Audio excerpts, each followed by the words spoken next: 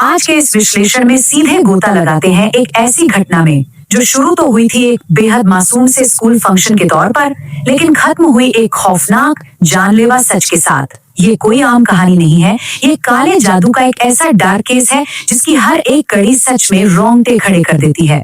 तो चलिए बिना किसी देरी के इसे डिकोड करते हैं। जरा इमेजिन कीजिए, क्या हो अगर वो मजबूर और बेचारा सा बूढ़ा इंसान जिसे तरस खाकर घर में पनाह दी गई हो, असल में वही धीरे धीरे घर के लोगों की जिंदगी चूस रहा हो ताकि खुद जवान हो सके। सुनकर ही हैरान होती है ना? बस यही वो सवाल है जो दिल्ली के एक आम परिवार के साथ घटी इस खौफनाक घटना की नींव रखता है। चलिए एक एक करके इस पूरी घटना की कड़ियों को जोड़ते हैं। सेक्शन 1, अन अनवांटेड गेस्ट। तो इस पूरी घटना की शुरुआत होती है एक बहुत ही नॉर्मल सी सुबह से। रोहन के पिता वीर अपने गांव के ही बुजुर्ग पड़ोसी हरिकृष्ण चाचा को अपने घर में रहने के लिए बुला लाते हैं। उनका सोचना बड़ा सीधा सा था कि बुढ़ापे में इस बेचारे इंसान का इस दुनिया में है ही कौन। लेकिन ये छोटी सी दया जल्द ही एक ऐसे बुरे सपने में बदलने वाली थी जिसका किसी को अंदाजा भी नहीं था। इसके बाद जो हुआ उसने मानो साइंस और नेचर के सारे नियमों को ही पलट कर रख दिया। एक तरफ रोहन के पिता वीर हैं जो अचानक बहुत तेजी से बूढ़े, कमजोर और बिल्कुल किसी कठपुतली की तरह बर्ताव करने लगे हैं, और दूसरी तरफ है वो हरिकृष्ण जो किसी रहस्यमयी तरीके से एकदम जवान, ताकतवर और हावी होता जा रहा है।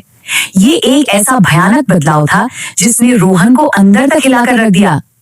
अच्छा, अब थोड़ा इस काले जादू की वर्किंग को, इसके सटीक विज्ञान को डिकोड करते हैं। इसके 3 बिल्कुल साफ और खतरनाक स्टेप्स हैं। सबसे पहले हरिकृष्ण एक हड्डी लेता है, फिर उस पर अपने शिकार के बाल बांधता है और आखिर में उस हड्डी को जोर से तोड़ देता है। जैसे ही हड्डी टूटती है, शिकार को भयानक दर्द होता है और वो पूरी तरह से उसके कंट्रोल में आ जाता है। बस इसी खौफनाक तकनीक का इस्तेमाल करके हरिकृष्ण ने वीर को अपने ही बेटे पर हिंसक हमला करने के लिए मजबूर कर दिया था। अगर जिंदा रहना है तो मेरी हर बात माननी होगी, वरना दोनों को मार डालूंगा। ये वो खौफनाक धमकी थी जिसने रोहन की आवाज ही छीन ली। मौत का ऐसा खौफ था कि रोहन चुपचाप उस भयानक नजारे को देखने पर मजबूर था, जहां हरिकृष्ण खून, शमशान की राख और एक इंसानी खोपड़ी के साथ आग के सामने एक विभत्स तंत्र साधना कर रहा था।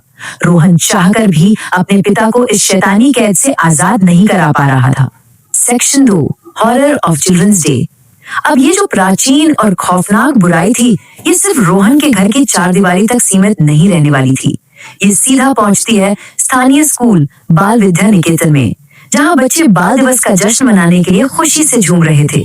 किसी को अंदाजा नहीं था कि ये खुशी जल्द ही मातम में बदलने वाली है। यहीं से ये काला जादू एक बहुत ही डरावना मोड़ लेता है। हरिकृष्ण एक खोपड़ी के अंदर से रोहन को कुछ शॉर्पेड टॉफियां निकाल कर देता है और साफ धमकी देता है कि अगर उसने ये अपने दोस्तों को नहीं खिलाई तो वो रोहन और उसके पिता की जान ले लेगा। बेबसी और खौफ में जकड़ा रोहन ना चाहते हुए भी वो टॉफी अपने सबसे अच्छे दोस्त आरव को दे देता है, और इसी एक पल में आरव अनजाने में उस भयानक शैतानी ऊर्जा का शिकार बन जाता है। इस घटना की जो टाइमलाइन है वो सच में रोंगटे खड़े कर देती है। जरा ध्यान दीजिएगा। रात 8 बजे आरव की आंखें अचानक लाल हो जाती हैं और वो तेजी से अंधेरे में कहीं भाग जाता है। 8:45 बजे स्कूल की बसें उसके बिना ही निकल जाती हैं। रात 9 बजे फंक्शन ऑफिशियली खत्म हो जाता है, लेकिन रात 12 बजे तक भी आरव का कोई नामो निशान नहीं मिलता और उसकी माँ बदहवास होकर स्कूल पहुंच जाती है।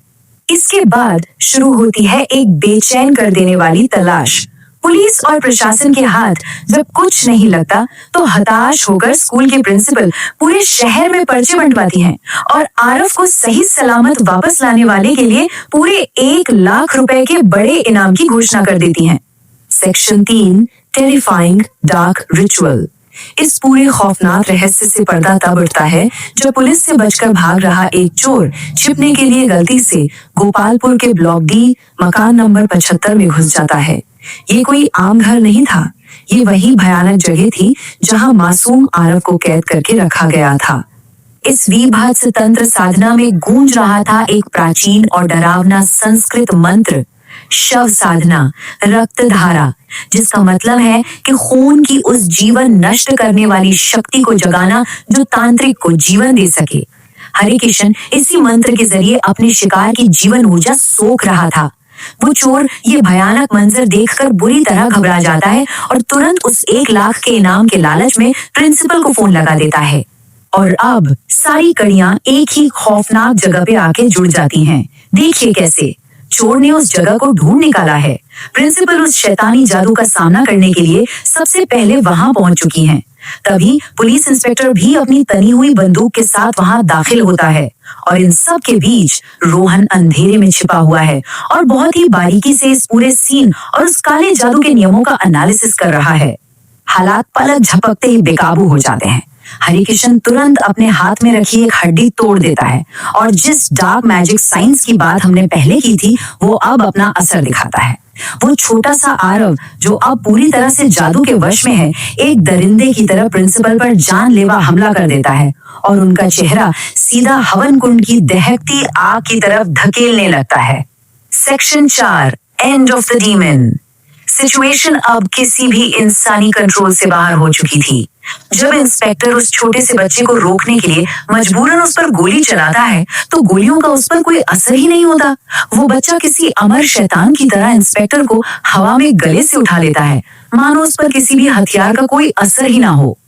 और ठीक इसी मोड़ पर रोहन एक ऐसा ब्रिलियंट ऑब्जर्वेशन करता है जो इस पूरे खेल को पलट देता है। वो सोचता है कि अगर हड्डी पे बंधे बाल शिकार को पूरी तरह कंट्रोल करते हैं तो क्या होगा अगर खुद हरिकृष्ण के बाल उसी हड्डी पर बांध दिए जाएं? एकदम जीनियस है ना? ये वो एक ख्याल था जिसने शैतानी लॉजिक को उसी राक्षस के खिलाफ खड़ा कर दिया। रोहन बिना एक पल गंवाए चुपके से हरिकृष्ण के ही बाल काटता है, उन्हें एक हड्डी पर बांधता है और झटके से उसे तोड़ देता है। काले जादू के उसी विज्ञान का इस्तेमाल करते हुए जैसे ही वो हड्डी टूटती है, खुद उस तांत्रिक के शरीर की हड्डियां भयानक आवाज के साथ चटकने लगती हैं। वो पल भर में उसी जगह लकवाग्रस्त होकर गिर पड़ता है। लेकिन बात यहीं खत्म नहीं होती। इस काले जादू को हमेशा के लिए मिटाने के लिए रोहन उस हड्डी को सीधे उसी खौफनाक आग में फेंक देता है। जैसे ही वो हड्डी आग में जलती है, स्पेल टूट जाता है और हरिकृष्ण की चुराई हुई वो सारी जीवन ऊर्जा अचानक आग पकड़ लेती है। वो शैतान देखते देखते उसी आग में जिंदा जलने लगता है और बाकी सभी उस जानलेवा माइंड कंट्रोल से आजाद हो जाते हैं। अगर हम इस पूरी घटना के अंजाम पर नजर डालें तो ये बहुत भारी कीमत वसूलने वाला था।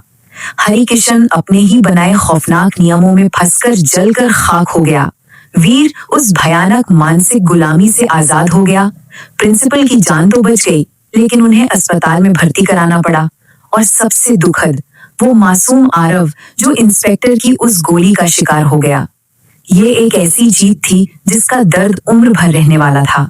इस पूरे विश्लेषण के बाद एक बात जो दिमाग में घर कर जाती है वो ये है कि एक छोटे से बच्चे ने काले जादू के नियमों को गहराई से ऑब्जर्व करके एक बहुत ही प्राचीन बुराई को हरा तो दिया, लेकिन ये सोचने पर मजबूर कर देता है कि ऐसे कितने ही और खूंखार शैतान उन मजबूर और बेसहारा चेहरों के पीछे छिपे हैं जिन्हें हम अक्सर तरस खाकर अपने घरों के अंदर जगह दे देते हैं।